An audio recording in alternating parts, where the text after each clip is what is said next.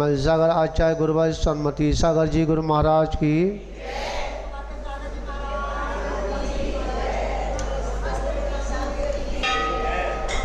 सभी लोग अपना विराम देंगे। दैनिक जो आपकी व्यवस्था हैं उनमें विराम दे देंगे, पुस्तकें भी बंद कर देंगे, ठीक है। माला भी पूरी कर लो, फिर वहाँ पर विराम दे देना, क्योंकि जब तक हम अपने उपयोग को स्तर नहीं करेंगे तो कुछ भी प्राप्त नहीं हो सकता। और आज का विषय वह है कि जिससे भगवान बनने की कला सीखी जाती है। भगवान कैसे बनते हैं, और भगवान मैं जानता हूँ सभी लोग बनने को तैयार हैं। कौन जी चांदी वाले हो? हाँ, अगर किसी जीव से पूछा जाए कि भगवान बनेगा तो कोई मना नहीं करेगा। हाँ, मिठाई तो खाना चाहते हैं, पर मिठाई कैसे बनेगी, कहाँ से मिलेगी, स्वाद कैसे आएगा, उसके बारे में पता नहीं। जितने भी भगवान बने हैं, ठीक है, वे मात्र अपने उपयोग को स्थिर करने से बने हैं। क्या है इसमें भैया जी, क्या हो गया? चलो कोई बात नहीं, आप तो सावधान है ना। हाँ, अब कोई नहीं फिसलेगा, मैं बैठा हूँ ना। फिसलने वाली चीज़ तो मैं ख़त्म ही कर दूँगा। आप भी सामने आए तो अच्छा रहेगा, क्योंकि बगल में कुछ नहीं मिलेगा। मुझे पता है बगल में बैठने की आदत है, परंतु बगल में कुछ नहीं मिलेगा। बगल में बैठना है तो वस्त्र उतारने के बाद में शोभा देगा, ठीक है। चलते हैं भगवान बनने के लिए। पहले तो मैं आपसे ये पूछना चाहता हूँ कि आप लोग ये बताइए, भगवान की पूजा करते हैं, मानते हैं, जिनके वास्तव में घुटनों में दर्द है और डॉक्टर ने कह दिया कि भाई ज़मीन पे मत बैठना, नहीं घुटनों का दर्द बढ़ जाएगा, उनके लिए कि ठीक है, ठीक है, तो डॉक्टर ने कह दिया। पर डॉक्टर को भी मैं चैलेंज दे देता हूँ, समझ में आया? डॉक्टरों को भी चैलेंज दे देता हूँ कि आपकी दवाई कुछ काम नहीं करेगी, समझा? भिंड की बात है, पवैया जी हैं,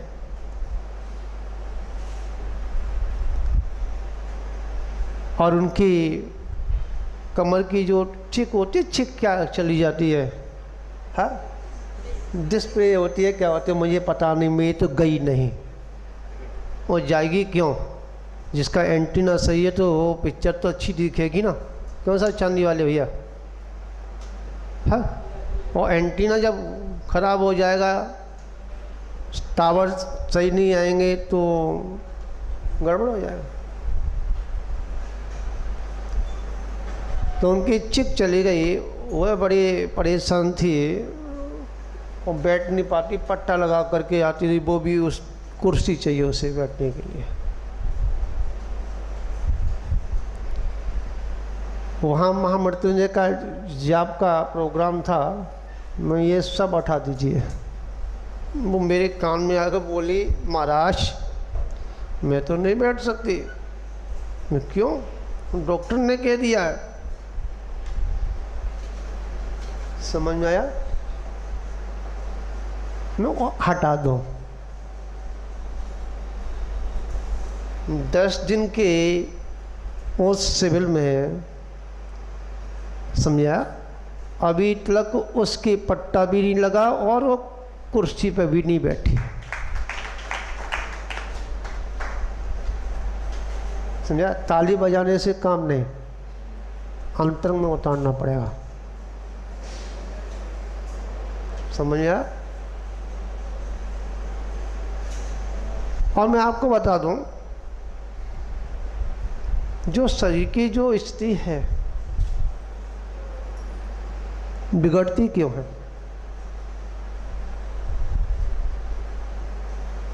जब हम भगवान की भक्ति में टेढ़े मेढ़े एड़े तिरछे, समझा, जब हम बैठते हैं तो शरीर की स्थिति बिगड़ जाती है। कैसे? आप जाप देते ना, ध्यान भी करते होंगे, थोड़ा बहुत तो करते ही होंगे, कुछ नहीं तो जो खड़े तो हो जाएंगे भगवान के सामने।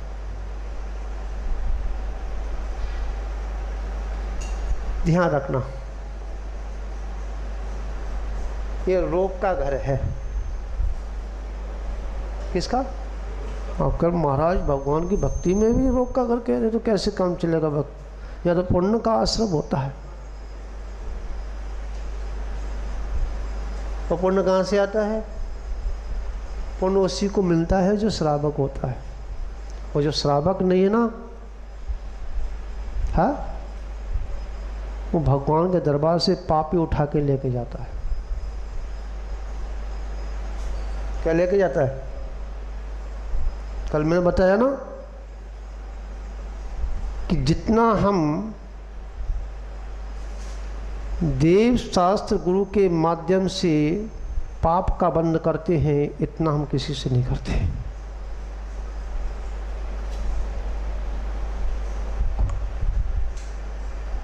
तो महाराज ऐसी बात, देव शास्त्र गुरु ये तो पाप को दूर करने वाले हैं। क्या तो वो ठेकेदार है क्या तो है पाप को दूर करने के लिए?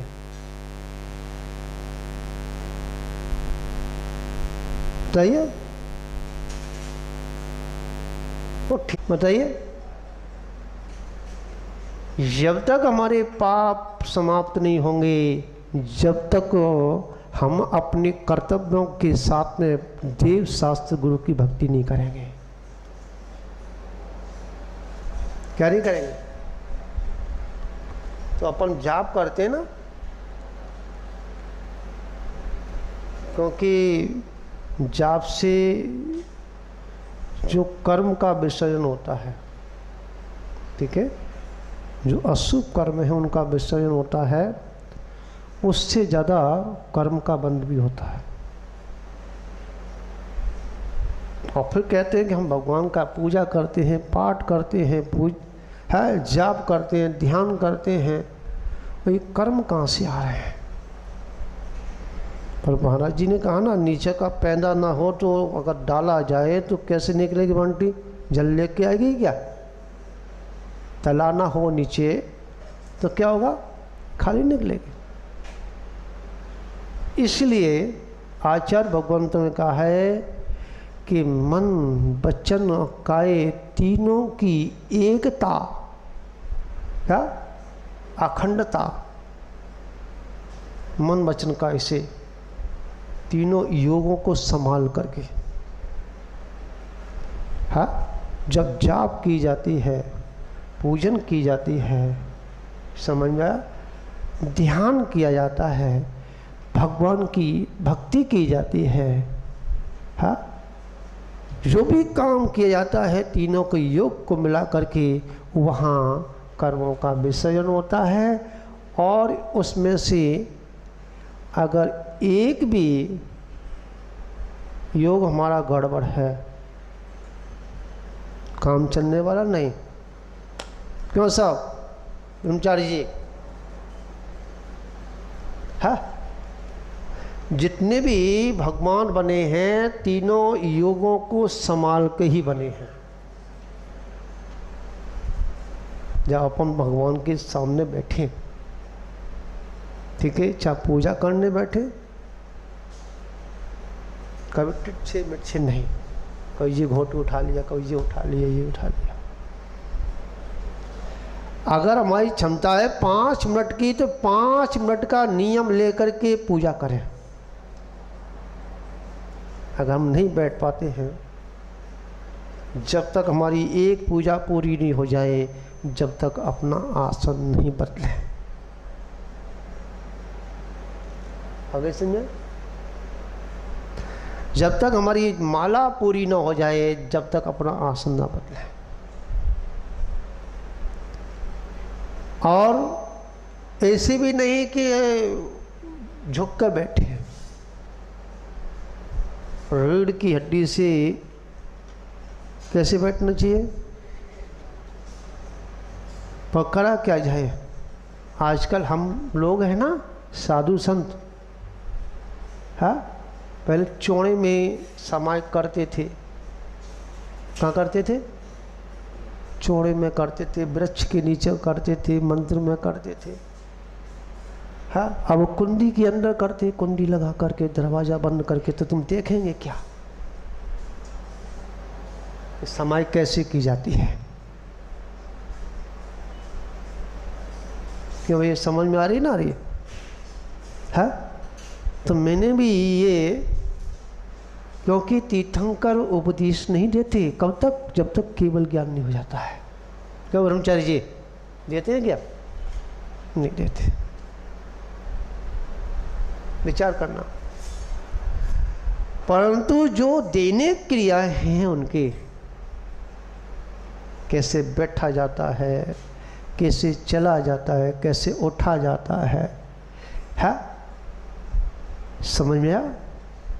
वे सब वह देने क्रिया देख देख करके श्रावक को, समझा, जो नकल करते हैं। जैसे आपने देखा होगा, और पहले का कहनावत भी है, चूहा का जाया क्या करता है? बिल्कुल होता है। चलो यहाँ पे ये भाषा है, समझे, यहाँ कोई दूसरी भाषा होगी, मुझे समझाना पड़ेगा। है, अगर चूहा का बेटा है तो क्या करेगा? बिल खो देगा। है, ध्यान रखना। क्यों? उस बच्चे ने, उसके चूहे के बच्चे ने क्या देखा है? बिल खोद नहीं देखा है, खो देगा। तो क्या है कि जो हम देखते हैं बड़ों को, वैसा ही हम करते हैं। तो बात चल रही है कि हमको कैसे बैठना चाहिए। जिसकी पद्मासन, सुखासन, समझा, और आपके जो अदासन जो आसन हैं बैठने वाले वो, और खड़े खड़गासन, ठीक है, मुर्दासन, लेट के जो बैठ नहीं पाते हैं, खड़े नहीं हो पाते हैं, लेट के ही ध्यान करने वाले हैं। मेरे को बहुत अच्छा लगता है लेट के ध्यान करने वाला। मैं तो कहता हूँ मुर्दा हो गया, ये मज़ा आता, बड़ा आनंद आता है। समझा? जिंदे पर अपने को, शरीर को मुर्दा देख रहा है तो कितना आनंद आएगा। आप तो डर जाएंगे। हाँ, जब शरीर को छोड़ेंगे, शरीर से अपने उपयोग को अलग हटाएंगे, आत्मा को थोड़ा अलग हटाएंगे, प्रदेशों को थोड़ा अलग करेंगे, तो क्या लगेगा? गए काम से। समझ में आया ना? विचार कर। तो क्या है कि जब अपन अगर पद्मासन बैठे हैं कि हड्डी उनको सीधी होनी चाहिए। अगर नेक भी आपकी अगर झुकी हुई है, तिरछी है, एड़ी हो रही है, बेड़ी हो रही है, तो क्या होगा उसमें कि जैसे नाली होती, नाली, और नाली में थोड़ी सी उसमें ढलान सही ना हो, या थोड़ा सा मोड़ आ रहा हो, और वहाँ पर एक तिनका अगर आकर के फंस जाए तो क्या होगा? हाँ, क्या करेगा? कि रुक जाएगी। धीमे धीमे एक ही तिनका क्या जाने कितने तिनकों को इकट्ठा कर लेगी। समझ आ गया नहीं आया? एक तिनका, उसके सारे से कितने तिनके इकट्ठे हो जाएंगे, और एक दिन ये होगा कि वो नाली जो है चौक हो जाएगी। ठीक है, और वहाँ से पानी नहीं निकलेगा आगे से। और जहाँ नाली चौक हो जाएगी समझो तुम्हारी गैस बनेगी, हाँ, तुम्हारे शरीर के जो रोग हैं वो उत्पन्न हो जाएंगे। तो कैसे बैठना चाहिए? बिल्कुल सीधा। हाँ, मेरा गुरु भी बिल्कुल सीधा बैठता था, उसका फोटो देखेंगे ना गुरु महाराज का, हाँ, बिल्कुल सीधा बैठता, बिल्कुल एकदम दंडवस्त। बांस होता ना ऐसा,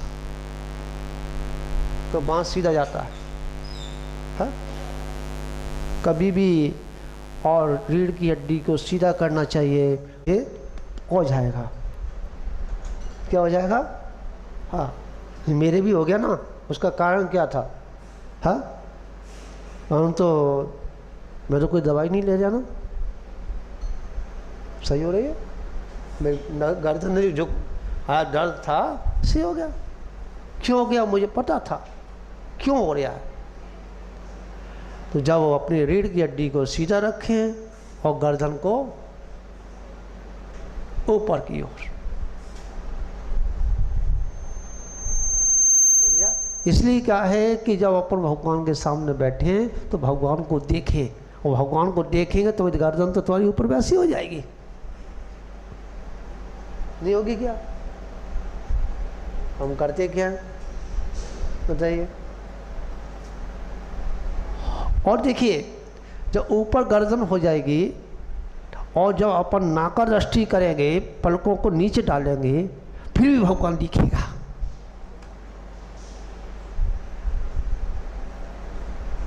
समझ में आया? और हमने नीचे बैठ गए, अब बताइए क्या होगा? हाँ, ध्यान में करने बैठ गए, क्या होगा? नींद आ जाएगी। क्या आएगी? नींद आ जाएगी, हाँ, और झोंका ले जाएगी। कभी कभी तो क्या, जो जाप करने वाले ना, हाँ, बड़ी नींद आ जाती है, और सामने चौकी होती ना, उसमें लग जाती है।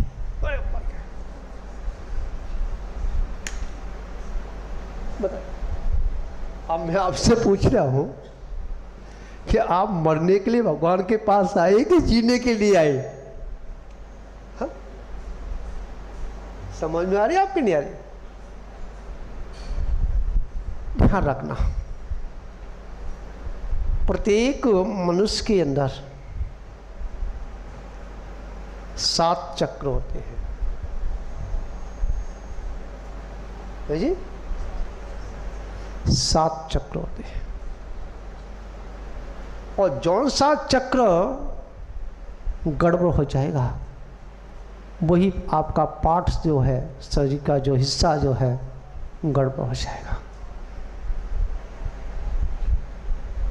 हाँ, ध्यान रखना। और सबसे ज्यादा 3 जो चक्र हैं, बड़े ही इस शरीर को, क्यों, जिसके 3 चक्र का सही है तो सारे चक्र सही हो जाएंगे। एक मूलाधार चक्र, ठीक है, और एक जो है नाभि वाला, हाँ, रम, हाँ, नाभि का जो चक्र है वो, और एक चक्र ही है माथे वाला, ओम। समझा? ये 3 चक्र जो हैं, जिसके भी सही हैं, वो कभी भी दवाई खाने की उसे आवश्यकता नहीं पड़ेगी।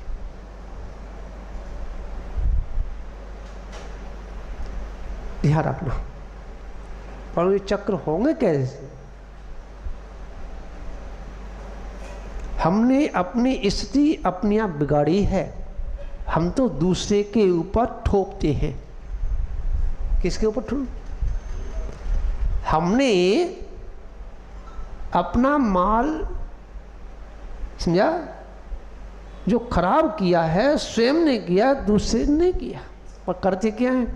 क्या कहते हैं? कर्म ने किया। कर्म के ऊपर छोड़ देते हैं। समझा? कर्म का उदय आ गया है। अरे कर्म का उदय आया नहीं है, समझा? कर्म का उदय तो आपने बुलाया है। क्या बुलाया? आपने बुलाया है, ध्यान रखना। कर्म इतना ईमानदार है कि बिना बुलाए किसी के घर नहीं जाता। जब आप बुलाएंगे, जब उसको निमंत्रण देंगे, जभी आएगा। हम बुलाते हैं ना,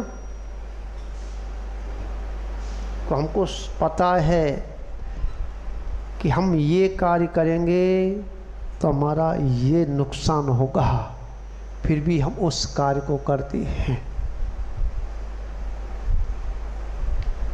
मैं नहीं करता, मैं आपको बता दूं। मुझे पता है कि जब आप भैया व्रती करते ना, है, तो उस समय चिंतन क्या करता हूँ, है? ये भी तो कहा है कि साधु खाने में भी क्या चिंतन करता है, चलने में भी क्या चिंतन करता है, बैठने में क्या चिंतन करता है। जब आप भैया व्रती करते ना, तो मैं आप लोगों को बिच्छू और सर्प समझता हूँ। क्या ये सब बिच्छू हैं, सर्प हैं?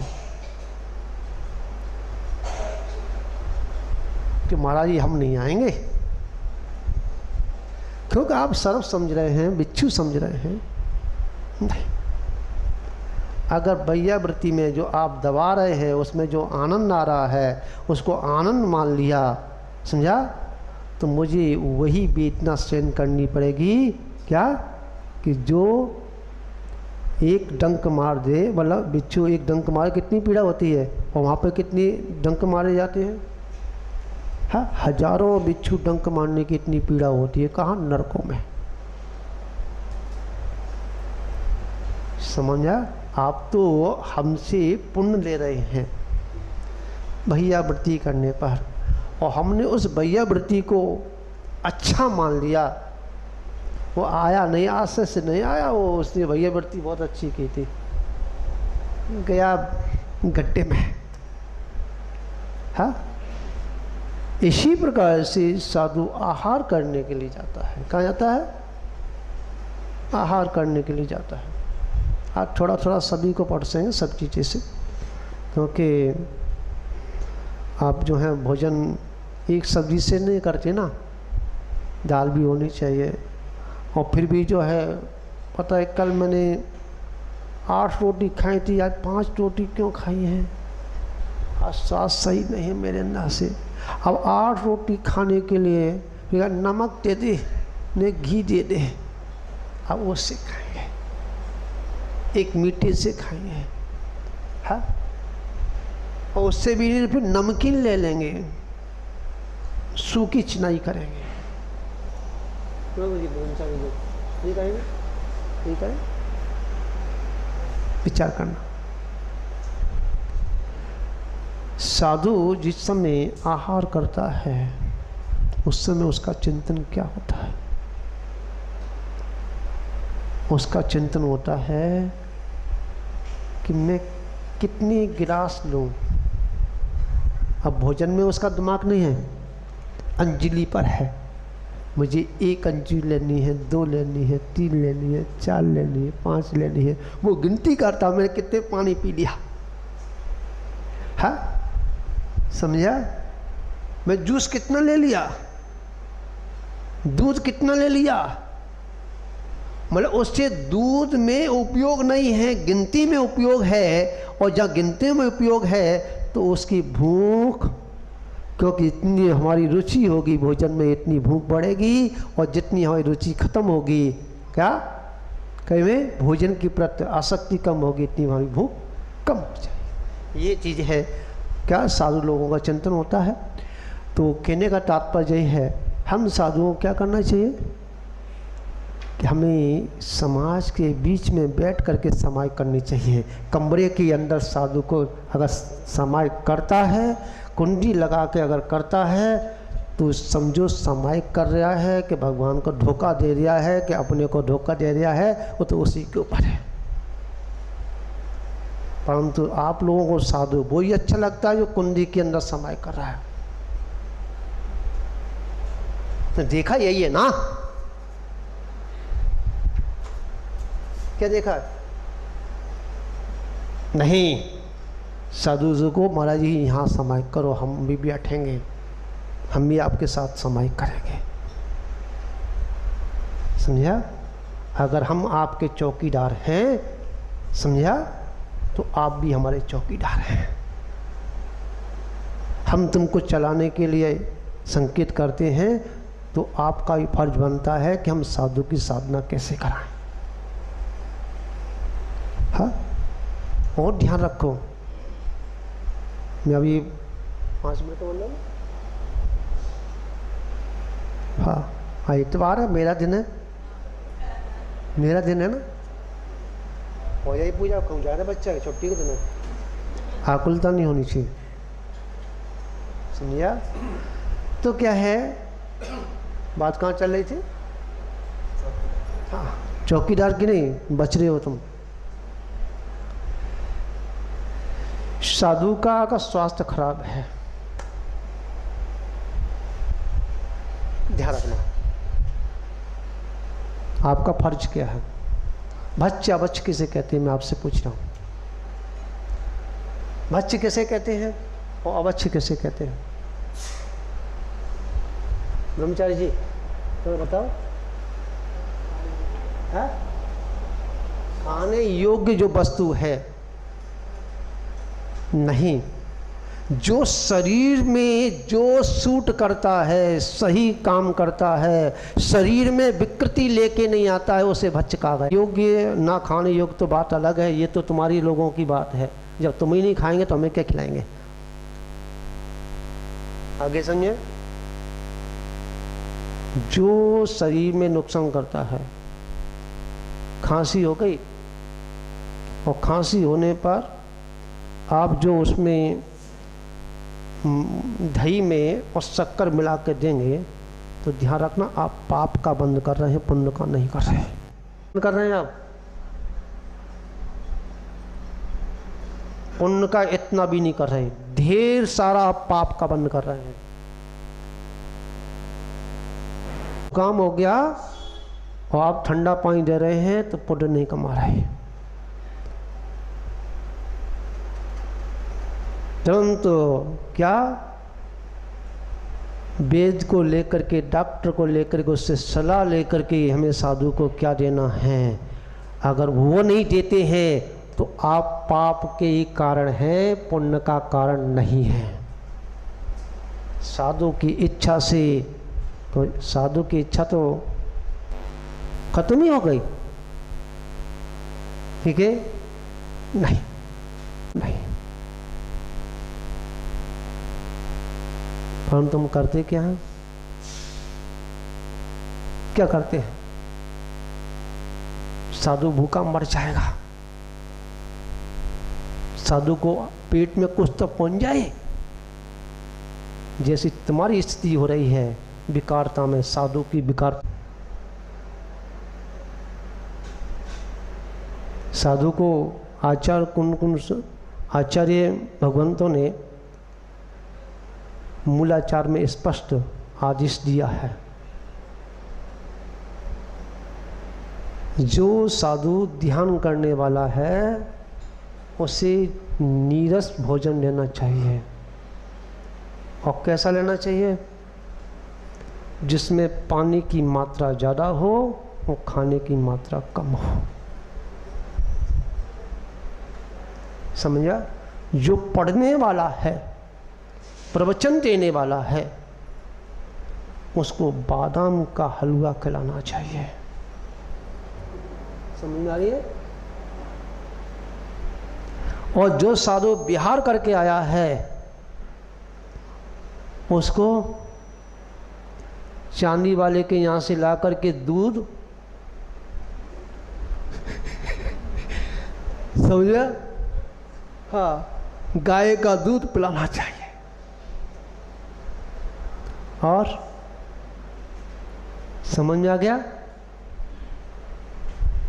अगर इसके हिसाब से हम साधु को आहार देते हैं तो पुण्य का वर्जन होता है। और नया साधु है, नया दीक्षित हुआ है, नया साधु है, उसको सत पकवान बना करके खिलाओ, कहीं उसके विकल्प ना आ जाए क्या कि मैं यहाँ आके का फंस गया।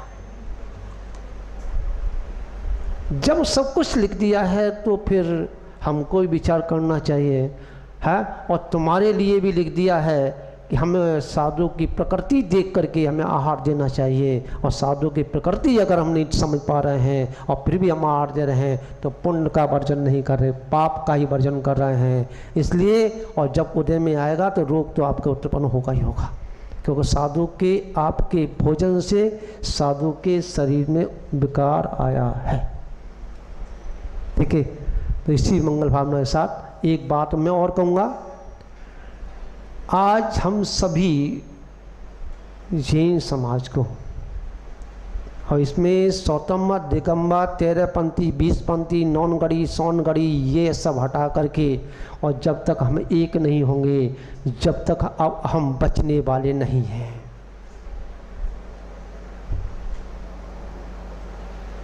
रात को ये बता रहा था, समझा?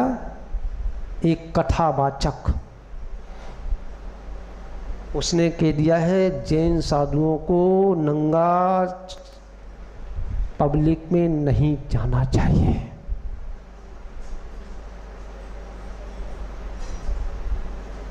बोला है? आपने उसके ऊपर कुछ कमेंट किया? नहीं किया, नहीं किया। हम बीतरागी है ना, ध्यान रखना। नेताओं ने बोला विधानसभाओं में, समझा? इससे पहले एक और कौन सा धर्म था लाल किताब वाला, उसने उद्यम मचाया है। अभी एक साधु को है उपसर्ग करके उसकी समाधि करा दी। विचार करना, ऐसे अनेक हमारे कि जितने भी धर्म आए हैं, जितने अपनी दुकान चलाई है, तो पहले आकर के यहीं लड़ा है।